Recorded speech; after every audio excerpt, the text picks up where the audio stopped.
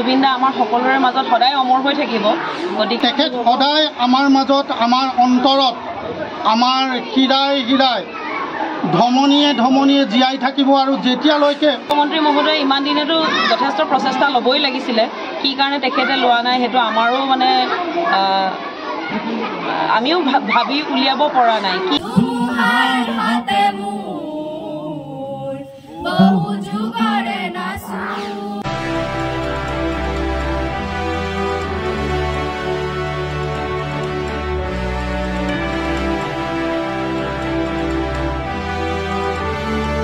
বিয়োগে আমাক যথেষ্ট দুখ দিছে, আমি বহুত মনোকষ্টত ভুগি আছোঁ।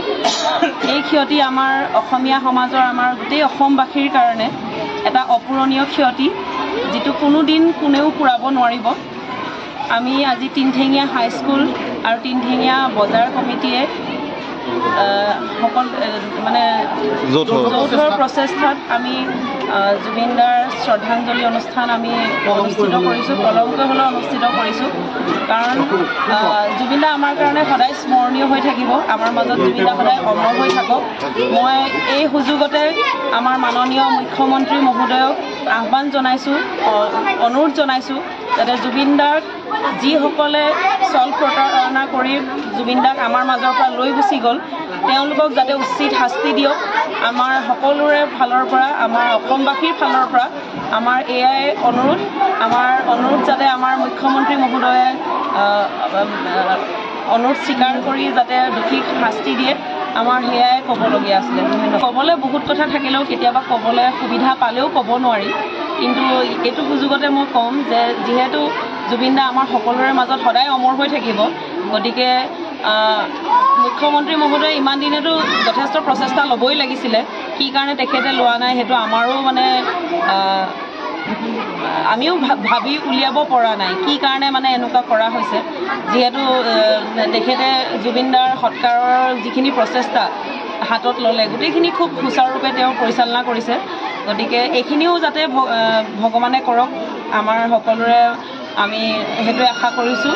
সোনকালে মুখ্যমন্ত্ৰী মহোদয় এইখিনি দোষীক সাব্যস্ত কৰক আৰু তেওঁলোকক উচিত শাস্তি দিয়ক, সেয়াই আমাৰ দাবী। জুবিন দা অমৰ হওক।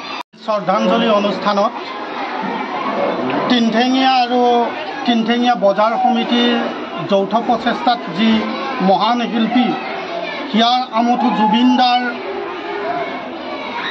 আমি পলমকৈ হ'লেও শ্ৰদ্ধাঞ্জলি জনাইছোঁ। তেখেত সদায় আমাৰ মাজত, আমাৰ অন্তৰত, আমাৰ হৃদয় হৃদয় ধমনীয়ে ধমনীয়ে জীয়াই থাকিব। আৰু যেতিয়ালৈকে এই পৃথিৱী আৰু এই অসম জীয়াই থাকিব, জোনবেলি তৰা ওলাই থাকিব, তেতিয়ালৈকে আমি তেখেতক স্মৰণ কৰি থাকিম। তেখেতৰ সৃষ্টিৰাজিক আমি সকলো সময়তে সাধনা কৰি থাকিবলৈ বা আওৰাই থাকিবলৈ আমি চেষ্টা কৰিম। এইজন ব্যক্তি হৈছে আমাৰ হিয়াৰ আমঠু জুবিন গাৰ্গ ডাঙৰীয়া, যিজনে কৈছিলে মোৰ কোনো ভাষা নাই, মোৰ কোনো ধৰ্ম নাই। সেইজন মানুহে তেওঁ মৃত্যুৰ সময়তো দেখুৱাই থৈ গ'ল যে সঁচাকৈয়ে তেওঁৰ কোনো ভাষা নাই, তেওঁৰ কোনো ধৰ্ম নাই। আপোনালোকে লক্ষ্য কৰিছে দিছপুৰত, গুৱাহাটীত যেজনে মানুহে তেওঁৰ সমাধিত উপস্থিত হৈছিলে, নাই কোনো হিন্দু, নাই কোনো খ্ৰীষ্টান, নাই কোনো বুদ্ধ, সকলো মানুহ তাত সমাবেত হৈছিলে। তাত তেওঁৰ সমাধিখন এতিয়া মন্দিৰৰ নিচিনা পৰিণত হৈ গ'ল। যিকেইজন কালপিতে আমাৰ এই মূল্যৱান সম্পদ জুবিন গাৰ্গ ডাঙৰীয়াক আমাৰ অসমৰ পৰা এই ছিংগাপুৰ, সুদূৰ ছিংগাপুৰলৈ নি তেওঁক মৃত্যুমুখলৈ ঠেলি দিলে, আমি তেওঁলোকক অসম চৰকাৰক অনুৰোধ জনাইছোঁ ও সকীয়াই দিছোঁ ও কৈছোঁ যে তেওঁলোকক উচিত শাস্তি প্ৰদান কৰিবলৈ, নহ'লে আমি সকলোৱে ইয়াৰ বিৰুদ্ধে প্ৰতিবাদ কৰিম।